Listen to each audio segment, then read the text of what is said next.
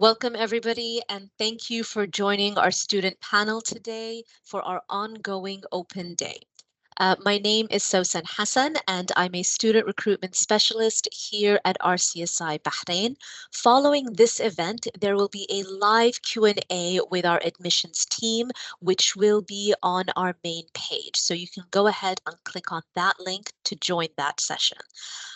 For now, without further ado, we'll go ahead and start our student panel. So I am delighted today to be joined by 4 of our current medical students, all of whom are living in Bahrain and joined RCSI from school. So if I can ask you all to introduce yourselves and give a little bit of insight into your background. Let's go ahead and start with Reem. Hi everyone, my name is Reem. I'm an SC2 student, which means I'm in my final year, and I'm a Palestinian American excited to be here today to talk to you. Thank you, Reem. Faris, why don't you go next? Sure. Hi everyone, my name is Faris Al-Madi. I'm currently a final year medical student as well. I'm Jordanian American, and yeah, we're here. All right, Lana? Hello, I'm Lana Jabri. I'm a year 2 medical student, and I'm the internal representative officer of the Student Council. It's good to be here. It's good to have you here. And Tarek, why don't you go? Hi everyone, my name is Tarek. I'm a 4th year medical student. I'm half Bahraini, half Irish, and I'm so excited to be here today.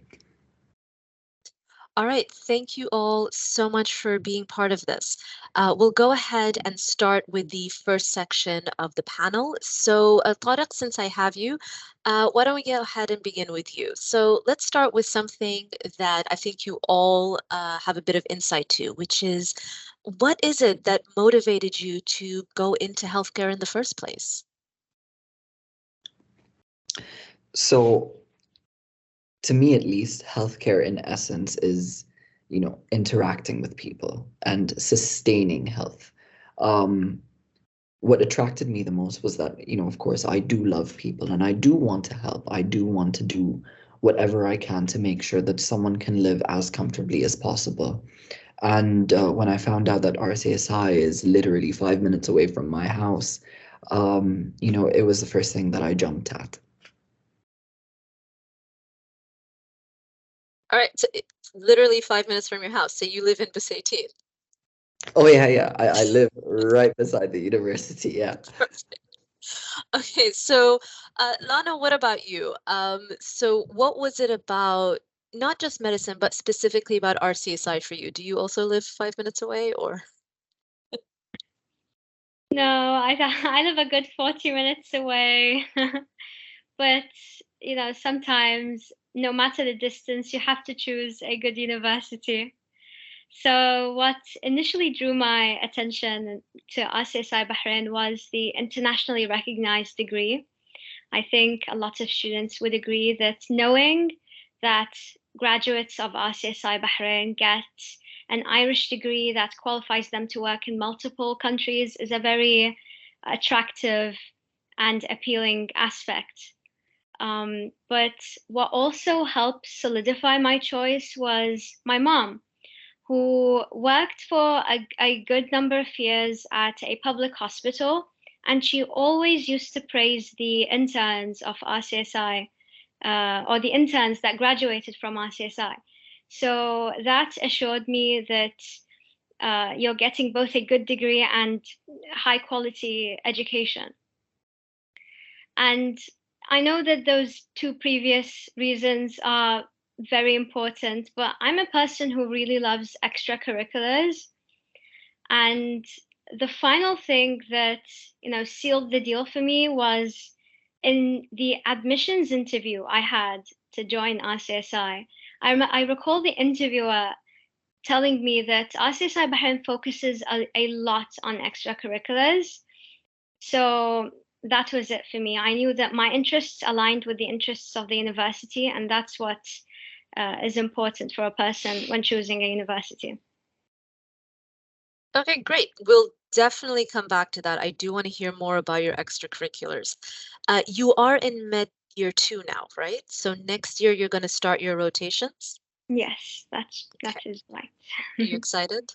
Very, very excited. I can't wait, actually. Well, I mean, you are in luck. You have 3 students here who have already gone into their rotations. Faris, do you want to tell us a bit about your experience with that? Sure. So I remember being in Med 3 and starting my first rotation at the university hospital right here, King Hamad University Hospital.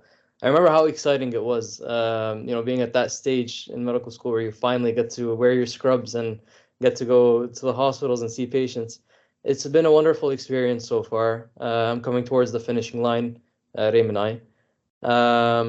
It was quite an honor. We got to meet people from all over, and we got to meet, consultants from all different backgrounds who really wanted what was best for the students at certain times. So some of the doctors would take us aside and give us certain instructions and certain teachings to ensure that in the exam time and during our assessments that we'd be okay. So truly, it's been a supportive environment with a lot of help from everyone. Well, that's good to hear. And Reem, I'm sure you've had similar experiences with that as well. But what would you say if students were going to ask you, how can they get involved outside the classroom? What would be some ways that you think they would be able to do that? So that's a perfect question for me because I've kind of been all over the place when it comes to the extracurriculars, as Lana already said, of RCSI. So there's a few different pathways that each person can kind of find what works for them. The clubs and societies are one of my favorite things about this university. There is legitimately a club for anyone and everyone, and you have the opportunity, even as like a first-year student, to make up your own club. I currently run the Board Game Geek Society, and so we're all about having fun, stress relief on these, difficult days. There's a needlecraft society, and then if you're more sports inclined, we have a basketball team, a soccer team. And so there's kind of something for everyone in that sense. And then you have more academically, or I could say more kind of hands-on with the staff kind of work. You have the STEP program, where you can work in teams with the staff members of RCSI to make the university better. So there are the admin side of things, teaching side of things. There's also research side of things when it comes to the STEP program. And then you have, as Lana said, she's the RRO, student council. So student council is a big part of the student body. Myself, Lana, Tarek, and Faris have all been part of council on different years during our RCSI experience. And it's such a good way to kind of take the university to a different level, be it through representing the students' needs to the admin, be it through making fun events like International Night and Winter Ball and etc. Or the mentorship program, which Faris runs.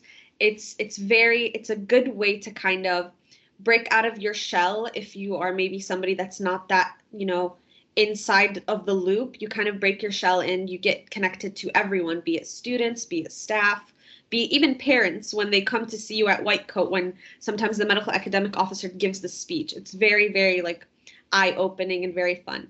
And then the last one I've also participated in is class rep, where you represent your class to the university, either through meetings with the lovely IRO and the MAO, or with staff directly, trying to fix the year's problems, make sure scheduling is going well. And it's a really helpful way to kind of learn leadership skills and also learn how to communicate and teamwork, etc. And so studying is one thing, but you have so many opportunities to kind of experience the other side of what university could be like. Great. Okay, so you mentioned IRO a few times. Lana, you are the IRO. Could you explain to some of the viewers today what that is, and also maybe highlight some of your experiences, whether it was academic, social, anything that you want to share with us? Yeah, so the IRO is the internal representative officer of the Student Council. Essentially, I'm the link between the class representatives and the Student Council. I'm the one that runs the elections, the one that trains the representatives, and then I link the representatives with the medical academic officer and the other members of the Student Council. So I'd say one of the highlights of my position as IRO this year was running the first physical elections post-COVID. So we've had online elections, I think, for the past 2 years, maybe. So, coming back full, to campus fully and running the elections while the students are there was something both interesting and fun. But another gratifying experience was when I participated in the new students orientation as part of the Student Council. I loved getting to see, the new students and seeing the fresh faces. I also had the opportunity to give a presentation with the medical academic officer to the new students. So, for weeks after the orientation, I had people approach me to say hi and to chat. And seeing, new students, freshers, comfortable enough to approach new people is always very, very gratifying. And it does go without saying that part of that does come from the fact that you all have such an open, policy. You're all very friendly, and we have this environment on campus where we're sharing, and we have that experience where we want to talk and move forward together. So thank you all so much for allowing the new students to have that warmth and that welcoming experience as well. So Tarek, going to you now. Talking about the medical experience, the medical program, you still have a year to go, but you actually started in MCP. Is that correct? All right, so I'd love for you to share about your experience with the medical program from then until now.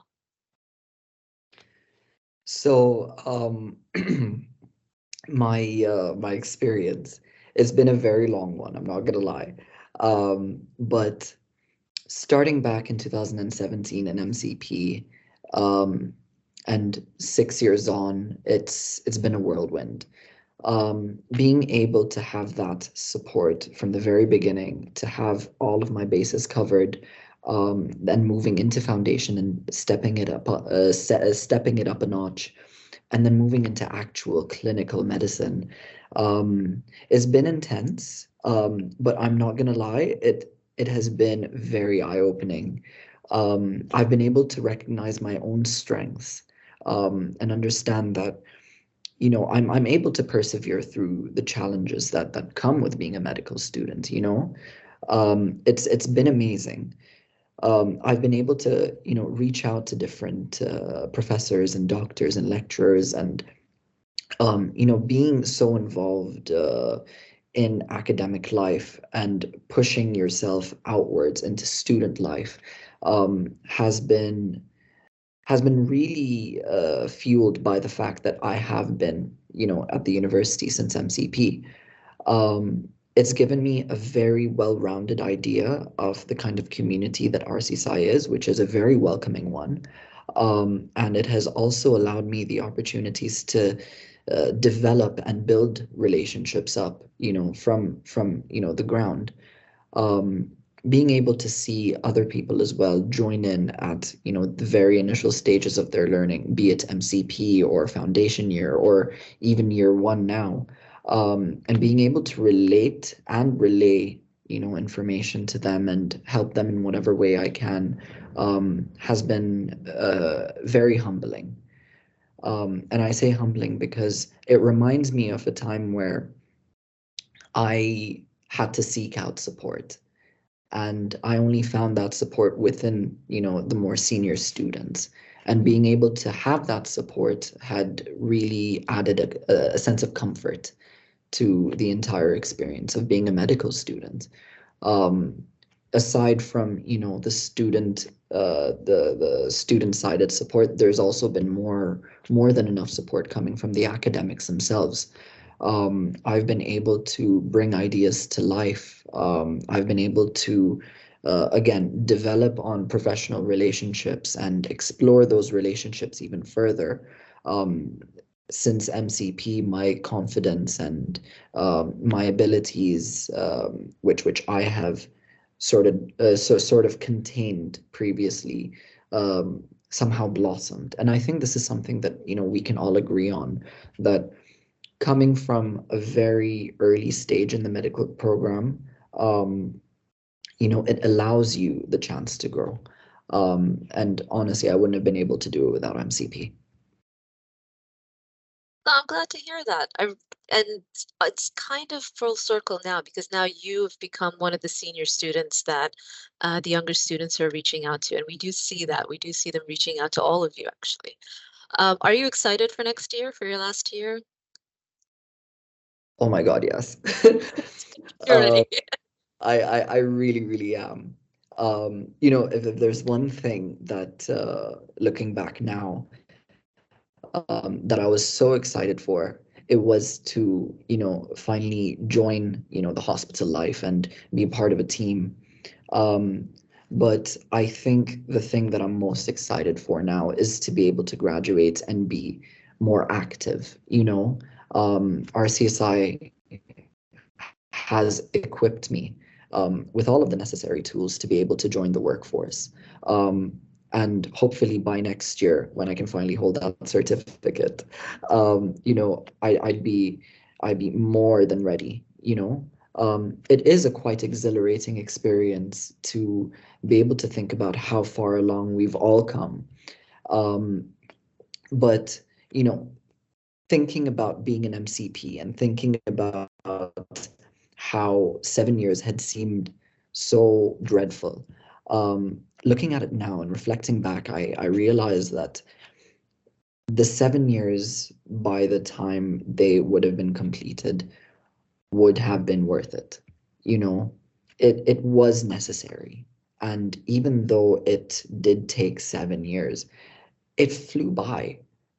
It really did fly by. And I think this is what actually makes me appreciate the experience a little bit more, that I have been able to, you know, build my patience, and you know, sustain some sort of discipline, to be fully equipped and ready to join the workforce.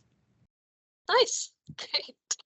Well, we are very happy to have you for one extra year to be able to, but unfortunately this year we are saying goodbye to Reem and Faris. Uh, Proudly saying goodbye, happily saying goodbye as they go on to their next stage.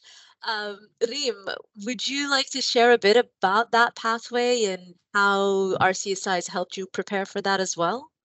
Yes, I would. So it has been a journey, as Tarek has said, and I'm so excited for the next stage in a sense. I entered RCSI knowing I wanted to be a pediatrician. And so that's still there, you know, that hope and everything for that. And now it's getting closer and closer by the day. And so, inshallah, I have a kind of like broad-based, broad broad-based plan in a sense. I looked at all the options kind of that the university has told us about, and I'm putting my eggs in multiple baskets. And so currently I'm applying to the UK and to Qatar at the moment, while still keeping the US in mind, just later down the line. And so the university kind of helps you out with that in a sense by giving you all these sessions with previous graduates and doctors that have already made it through either the US program, the UK program, the Middle East programs. And so even today we have a Middle East Pathways lecture for Kuwait, for example. And so you have these previous graduates come and tell you the steps that you need to take to get where you want to go, right? And you can have all of that from your first year.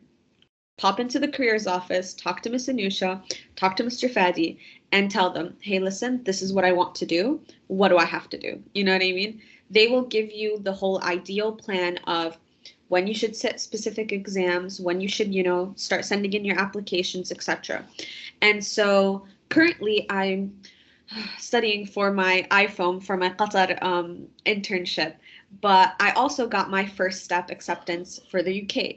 And so that happens because we have a very good, very privileged, you know, kind of, how do I say it, relationship with the UK, because we are an EU certified school.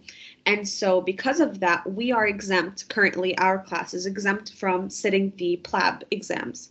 And so all you have to sit is the SJT, which is kind of like an ethics exam, and you're kind of, if you know, score well enough and you have good grades, you're kind of guaranteed a spot there without having to sit these like grueling exams. And that's such a blessing to have.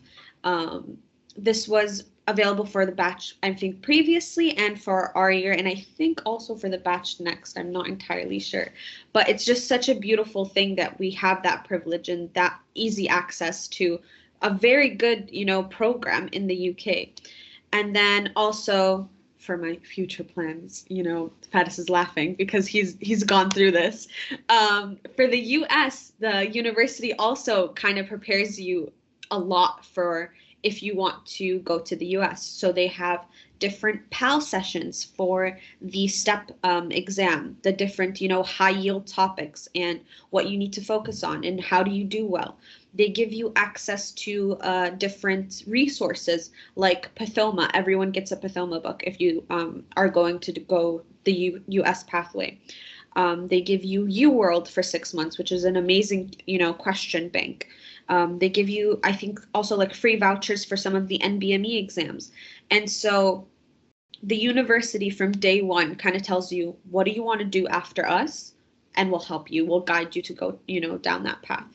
And so my advice, first year students, don't think it's too early. It's okay. Just go in, have kind of an idea, just so you can have an overall kind of plan, you know, and every student's plan is going to be different, and that's okay.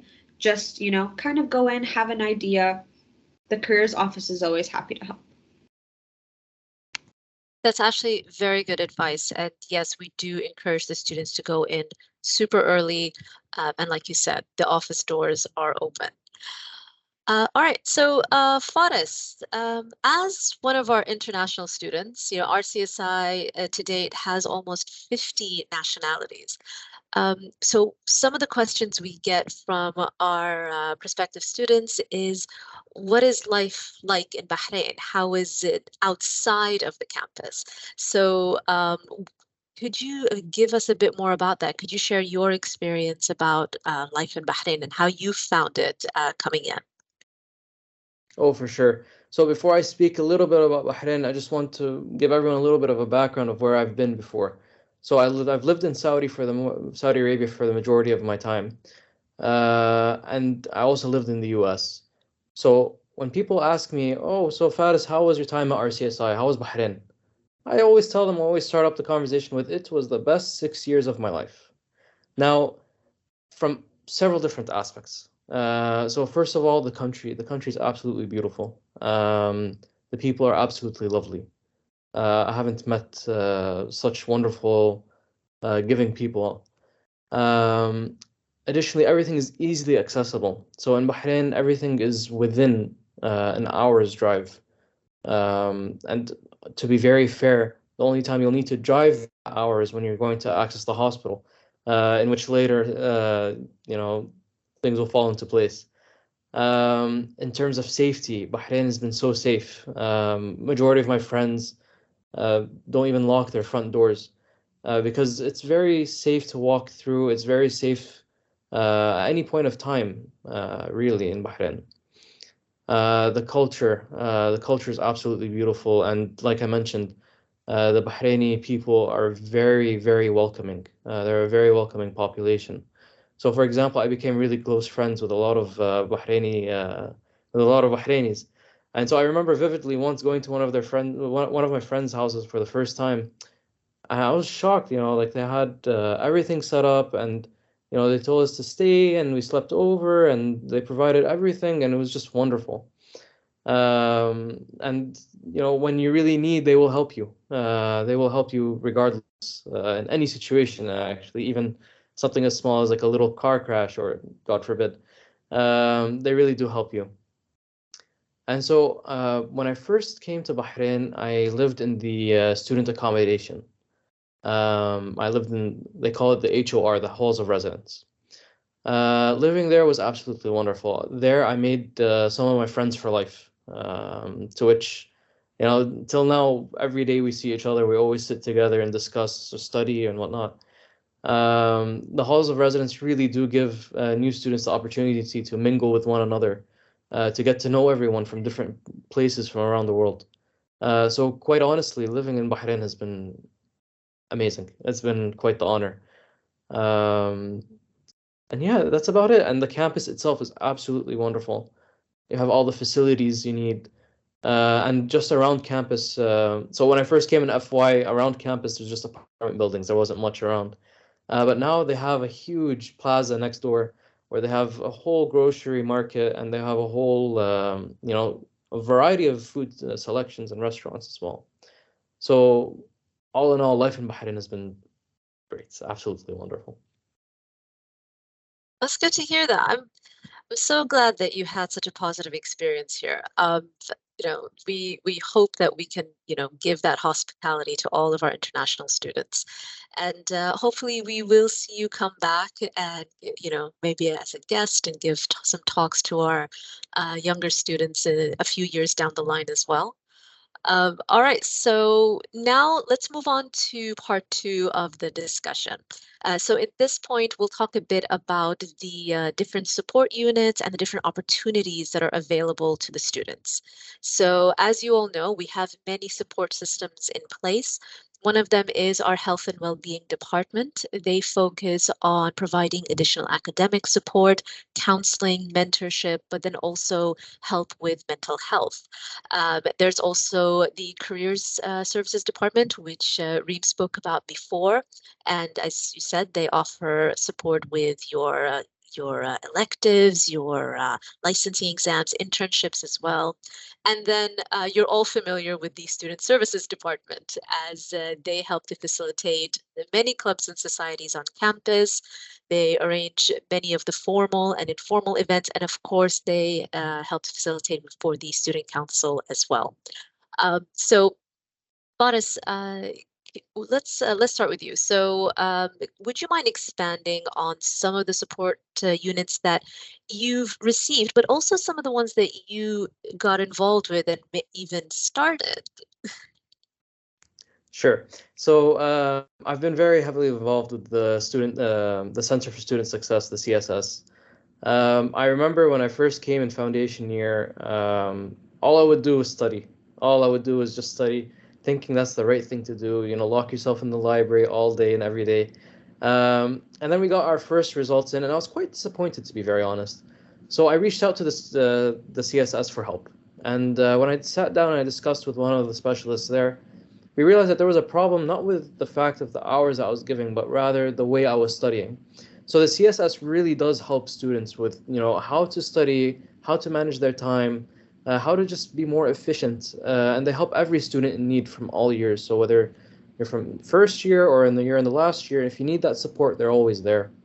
And as part of that, the Student Council started back in 2017, the mentorship program, in which I initially got involved with, since at that time I was 2017 and 2019, sorry, in which I was in my third year or second year at that time.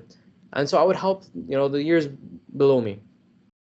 Now fast forward to last year and this year, where I've been part of the student council, and been this year now I've been the mentorship program director.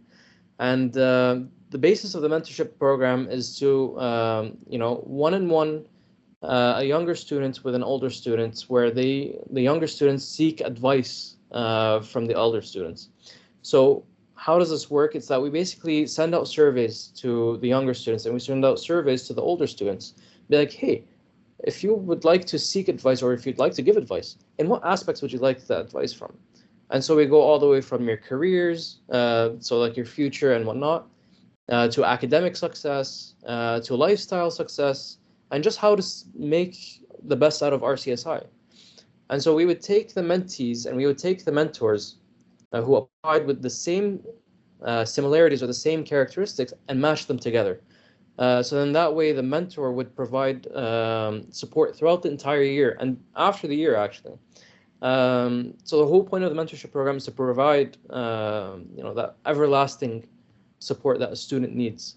And I remember being in my first year and my second year really needing the support from my older students, and I'd always go out to them. And as Tarek has mentioned, we've had such a supportive student body. Everyone helps each other. Now, I'd like to talk a little bit about the careers office as well. I've had quite the interaction with them. As Reem has mentioned about the US licensing exams and the US process, I'm heavily invested in the US process as well. So I've sought out advice regarding, from year one actually, regarding the pathways and how to make it to the States at the end, in which the careers office really did help. They listed out a timeline, like, okay, you need to do this by then, you need to do that by then, and we'll provide you these resources when you get there. Just right now, focus on this, this, and that, and they would help out. In addition, they would help out with all of the paperwork that you need to do, all the little meticulous things to ensure that you make it. So about the US matching process, actually today is the day for the US match, and several of my friends have made it. They've matched today. So that really shows how RCSI has supported these students and helped them get to where they need to. The careers office also really does help with providing students with some electives and tries to help them. For example, the university has an affiliation with the University of Alabama at Birmingham, in which I did an elective there in thoracic surgery.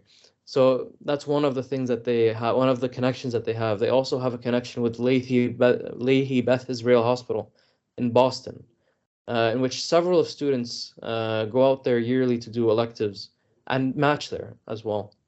And more recently, the University of George Washington University in Washington, D.C. So the careers office has really helped students get to where they need to at certain times, and they provide their undue support at all times. Nice. And you also just went to Vietnam. Am I correct in saying that? Yeah, I have. Please tell us a bit about that experience. Sure, of course. So I'm a bit involved with the International Community Engagement Office here at RCSI. So the aim of that office is to provide an outreach towards our local community here in Bahrain and beyond. And so one of our professors here at RCSI, Professor Martin Corbally, has an NGO organization called Operation Childlife, in which they travel throughout various countries such as Tanzania, Jordan, Vietnam, and several others yearly to provide care and to train foreign doctors to the top of their care. So every year, students are selected through an interview process to go with Professor Martin towards these areas. And so, thankfully, I was accepted this year, and I got back from Vietnam in December. And this was an absolutely wonderful trip. And there we were exposed to so many pathologies and different types of surgeries, which we normally wouldn't have the exposure here in Bahrain or in other developed countries. So it was truly a blessing, and we became more culturally aware of everyone around us. So that was my experience in Vietnam. Nice.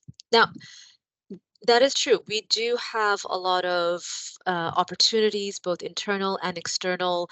There are a lot of opportunities for people to travel, whether it is electives or the exchange program, and also to get involved in both the local and international communities. Now, Tarek, I know you have some experience with this as well.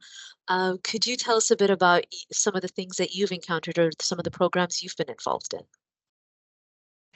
Absolutely. So my time being involved with RCSI actually begins before I was a student at RCSI. Around March and April of 2017, before I had become a student in the fall of that year, I was a simulated patient for a number of different scenarios and a number of different sessions that more senior students would carry out, and to which they still do to this day. Being a simulated patient is a program that helps you get involved with the Center for Student Success. The CSS is the main body that actually, organizes these sessions.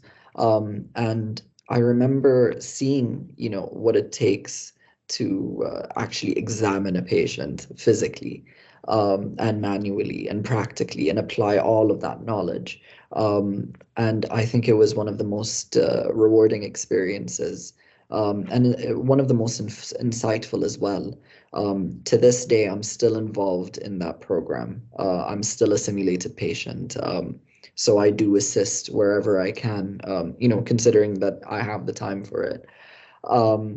But that was actually one of the motivating factors as well as to why I went into healthcare. It was from that experience.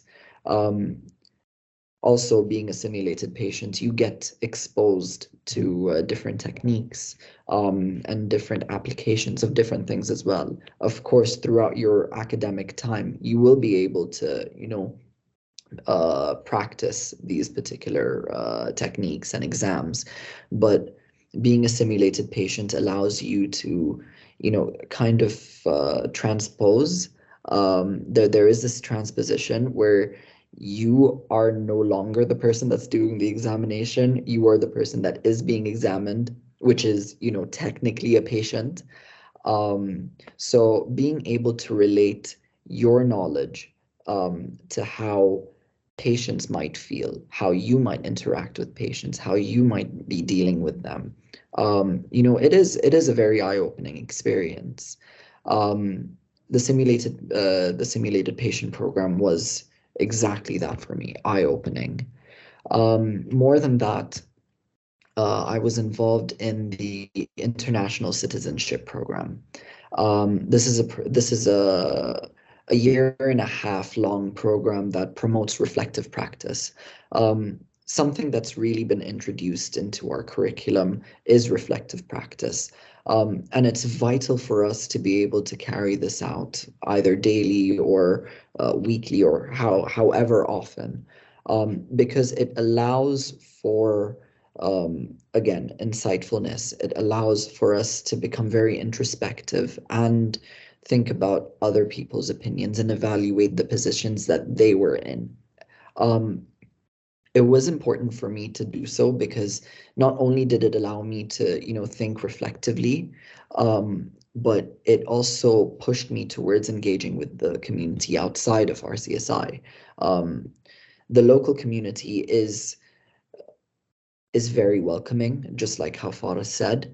And it is important for us, as future healthcare professionals, to be able to reach out to the local community. More than that, it pushed me to understand that, medicine is not exactly, it's not exactly just the academics and the studying and the deadlines and all of that, but it is being able to give back to the community that's raised you, that has helped you. Through the international citizenship program, I was extremely motivated to reach that wider audience, and I became a race marshal actually at the Bahrain International Circuit. I've marshaled the World Endurance Championship of 2021 and the Formula One race of 2022. So these were major achievements for me. More than that, I was able to, recount on different experiences that I have had in the past. And upon completion of the international citizenship program, I was able to understand that, okay, I have done a lot. I think all of us will always feel like we're not doing enough. But when we take a step back and when we recognize and acknowledge and realize that we have already accomplished so much, it becomes a very rewarding practice. more than that, outside of the Center for Student Success, I was involved in student council. And aside from what the position entailed, I was the Students Initiatives Officer at the time. Other than that, it made me realize how much the university does to make the student experience so interactive. Um, there is a lot that goes on behind the scenes.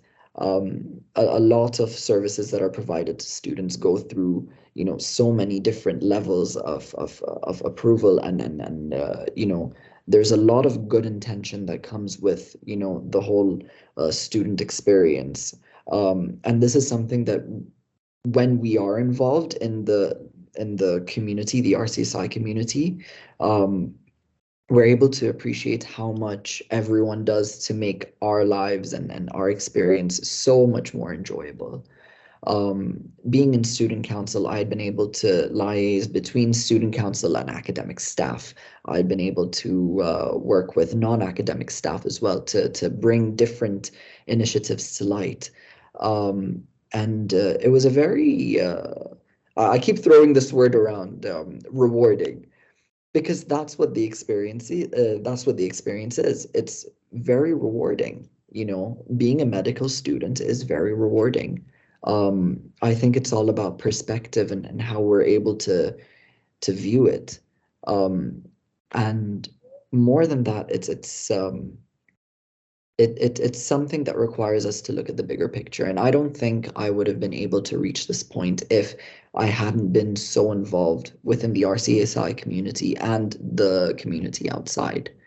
And again, I would not have been able to do this without the support that comes from RCSI. That's good to hear. I have to say, this has been a wonderful session so far. Before we go ahead and wrap up, I do want to go around and just ask you all to give just one last piece of advice or some words of wisdom for any students who are thinking about applying to RCSI. So, Lana, why don't we go ahead and start with you? Yeah, so I'd say utilize all the extracurricular opportunities and resources that the university provides to you. This is important. There are so many opportunities, use them. Join the societies and the student council. Apply for the exchange program and to attend international conferences.